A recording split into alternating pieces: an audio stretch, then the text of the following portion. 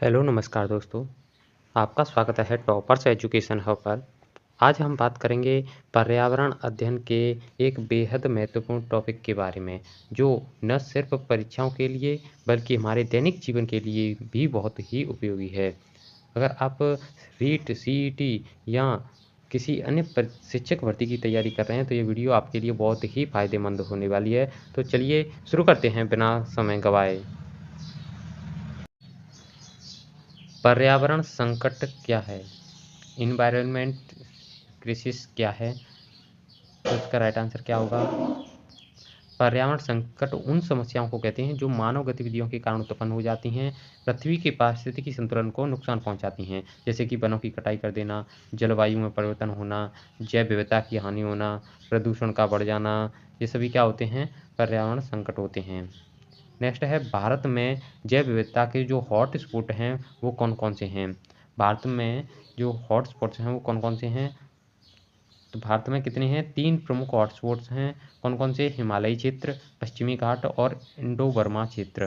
हिमालयी क्षेत्र है उसमें दुर्लभ जीव जंतु और पौधों की प्रजातियां पाई जाती हैं, और पश्चिमी घाट है वहाँ पर विशेष रूप से मेडिसिनल प्लांट्स और दुर्लभ जीव पाए जाते हैं।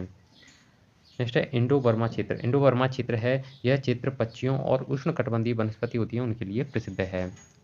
नेक्स्ट है पारिस्थितिकी तंत्र के घटक कौन कौन से हैं?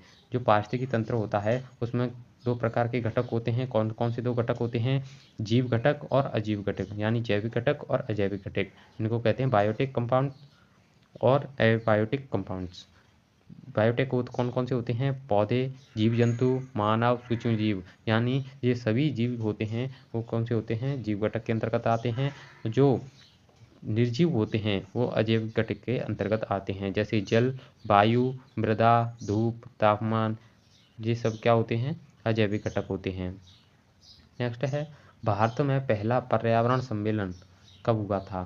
जो पर्यावरण सम्मेलन हुआ था वो कब हुआ था? 1972 में हुआ था, जिसे स्टॉकहोम सम्मेलन कहते हैं। क्या कहते हैं? स्टॉकहोम सम्मेलन कहते हैं। पर्यावरण संरक्षण को लेकर इस पर बहुत महत्वपूर्ण नीति बनाई गई थी। नेक्स्ट है पर्यावरण को दूषित करने वाले कारक कौन कौन से हैं? पर्यावरण को दूषित करने वाले कारक कौन कौन से होते हैं? औद्योगिकरण और कारखानों से निकलने वाला धुआं, प्लास्टिक और रसायनों का अधिक उपयोग करना, अत्यधिक वनों की कटाई करना, या जलाशयों में गंदे पानी और औद्योगिक कचरे का मिलना। इन सभी के कारण क्या होता है? पर्यावरण प्रदूषित होता है। नेक्स्ट क्वेश्चन है चिपको आंदोलन किससे संबंधित था? चिपको आंदोलन किससे संबंधित था? यह 1973 में हुआ आंदोलन था। ये एक पर्यावरणीय आंदोलन था। यह उत्तराखंड, तब उत्तर प्रदेश में था, उस समय सुंदरलाल बहुगुणा और उसके साथियों ने शुरू किया था। ये किससे संबंधित था? पर्यावरण संरक्षण से संबंधित था। नेक्स्ट क्वेश्चन है प्राकृतिक आपदाओं के प्रकार और उनके प्रभाव क्या हैं? यानी प्राकृतिक आपदा कौन सी होती हैं? पहली है भूकंप। भूकंप में धरती में क्या होते हैं? कंपन होते हैं।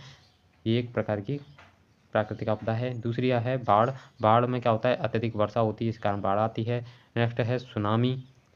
सुनामी होती है जिसमें समुद्र में क्या आता है? भूकंप आता है, इससे विशाल लहरें उत्पन्न होती हैं, वो होती हैं सुनामी। चक्रवात, साइक्लोन होते हैं, ये समुद्री तूफान होते हैं जो तटीय क्षेत्रों को प्रभावित करते हैं। ये सभी क्या होते हैं? प्राकृतिक आपदाएं होती हैं। नेक्स्ट है जल संरक्षण के लिए कौन कौन से उपाय किए जा सकते हैं? जल संरक्षण करना है तो उसके लिए कौन कौन से उपाय किए जा सकते हैं? पहला, वर्षा के जल को संचय कर सकते हैं, बूंद बूंद करके सिंचाई को बढ़ावा दे सकते हैं, नदी और झील होती हैं उनके पानी को स्वच्छ बनाए रख सकते हैं। ये जल संरक्षण के प्रमुख उपाय होते हैं। और जल के उपयोग में जो सावधानी बरतनी चाहिए और जल की बर्बादी को रोकना चाहिए। नेक्स्ट है ग्रीन हाउस गैसों का प्रभाव कैसे कम किया जा सकता है? ग्रीन हाउस गैसें होती हैं उनके प्रभाव को कैसे कम कर सकते हैं?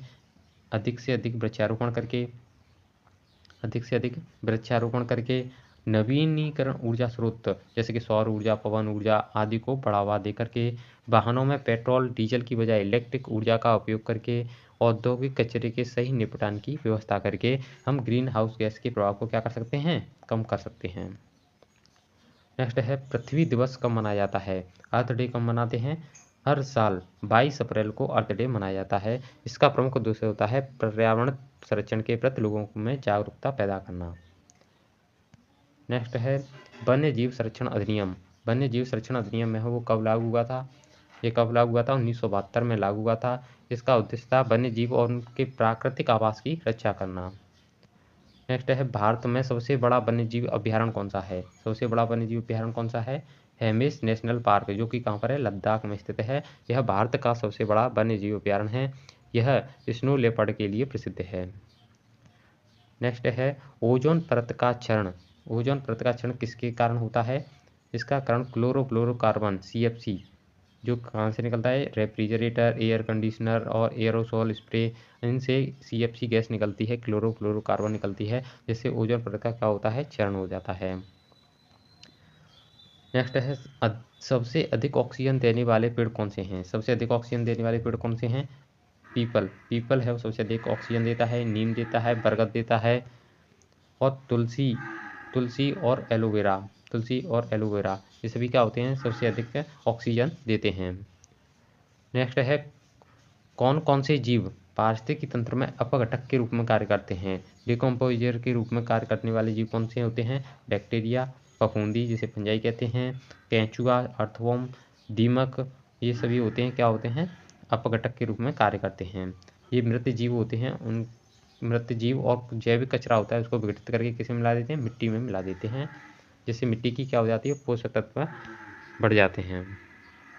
नेक्स्ट है वनों की कटाई से क्या दुष्प्रभाव होते हैं? यानी वनों की कटाई हो जाती है, उसके दुष्परिणाम क्या देखने को मिलते हैं? जलवायु में परिवर्तन देखने को मिलता है, जैव विविधता की हानि हो जाती है, मृदा अपरदन बढ़ जाता है, वर्षा की कमी हो जाती है। यानी वनों की कटाई हो जाती है, जलवायु में कमी हो जाती है, शीतलता कम हो जाती है, गर्मी बढ़ जाती है, जैव विविधता की हानि, यानी जीव जंतु रहते हैं जैसे चिड़िया हुए और वनों में रहने वाले जीव जंतु हुए, उनकी हानि हो जाती है, वो उनके लिए आवास नष्ट हो जाता है। नेक्स्ट है मृदा अपरदन बढ़ जाता है, मिट्टी कट जाती है। जब पेड़ होते हैं तो उनकी जड़ों से उनसे मिट्टी क्या होती है? रुकी रहती है, लेकिन कटने के बाद मिट्टी कटना स्टार्ट हो जाता है और रेगिस्तान पड़ना स्टार्ट हो जाता है। वर्षा की कमी हो जाती है, जहाँ पर वर्षा कम होती है, वन कम होते हैं, वहाँ पर वर्षा कम हो जाती है। नेक्स्ट है भारत में सबसे अधिक वन कहाँ मिलते हैं? भारत में सबसे अधिक वन कहाँ मिलते हैं? मध्य प्रदेश में सबसे अधिक वन मिलते हैं, उसके बाद अरुणाचल प्रदेश और छत्तीसगढ़ में मिलते हैं। नेक्स्ट है कौन कौन सी जैव विविधता की संरक्षण तकनीकें अपनाई जाती हैं? यानी जैव विविधता संरक्षण के लिए कौन सी तकनीकें सही रहती हैं? इन सीटू संरक्षण और एक्स सीटू संरक्षण। इन सीटू क्या होता है? स्व आवासी, यानी उन्हीं की आवास में उनका संरक्षण करना, और एक्स सीटू होता है वह आवासी, मतलब उनके लिए कृत्रिम रूप से आवास बनाकर उनका संरक्षण करना। इन सीटू होता है उन्हीं के आवास में, जैसे कि राष्ट्रीय उद्यान, वन्य जीव अभ्यारण्य, और एक्स सीटू कृत्रिम रूप से उनके लिए आवास बनाया जाता है। कृत्रिम रूप से आवास बनाया जाता है, जैसे चिड़ियाघर, बीज बैंक, जीन बैंक, इनके द्वारा क्या किया जाता है? जैव विविधता का संरक्षण किया जाता है। नेक्स्ट है ऊर्जा संरक्षण कैसे किया जाता है? ऊर्जा संरक्षण कैसे किया जाता है? LED बल्ब का उपयोग करके, यानी कि अधिक वाट की बल्ब न जलाकर LED बल्ब का उपयोग करना चाहिए, जिसमें कम वाट होते हैं, यूज होते हैं। नेक्स्ट है सौर ऊर्जा, पवन ऊर्जा को बढ़ावा दे करके, और वाहनों का उपयोग कम करके, साइकिल को बढ़ावा दे करके हम क्या कर सकते हैं? ऊर्जा संरक्षण को बढ़ा सकते हैं। नेक्स्ट है प्लास्टिक प्रदूषण को कैसे रोका जा सकता है? प्लास्टिक के द्वारा जो प्रदूषण फैलता है उसको कैसे रोक सकते हैं?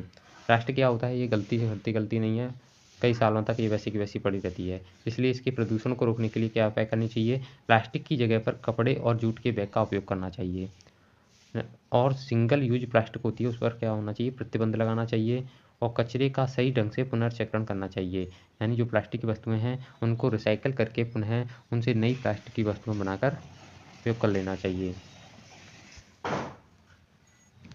दोस्तों आपको हमारी वीडियो कैसी लगी? वीडियो अच्छी लगी तो वीडियो को लाइक करना। अगर आपको ऐसे ही और प्रश्न चाहिए तो कमेंट करके अवश्य बताना, मैं उसके ऊपर वीडियो बना दूंगा।